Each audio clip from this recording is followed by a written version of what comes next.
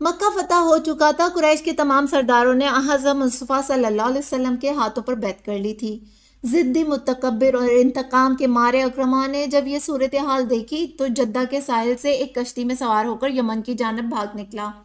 اس کی کشتی سمندر کے پرسکون سینہ چیرتی ہوئی اپنے سفر پر رواں دواں تھی کہ اچانک سمندری طوفان کی زد میں آ کر ہچکولے کھانے لگی۔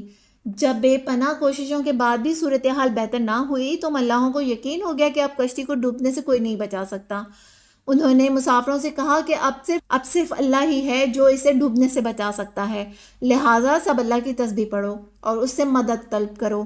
اکرمہ سمیت تمام مسافر اس ناگہانی سمندری آفت سے بہت زیادہ خوفزدہ ہوئے۔ سمندر کی بے رحم بپھری موجوں میں پھنس کر کشتی کٹی پتنگ کی طرح ہچکولے کھا رہی تھی، گویا ملک الموت چند لمحات کی دوری پر تھا۔ کفار مکہ کا بہادر ترین کمانڈر غزوہ احد میں خالد بن ولید کے ساتھ مل کر بازی پلٹ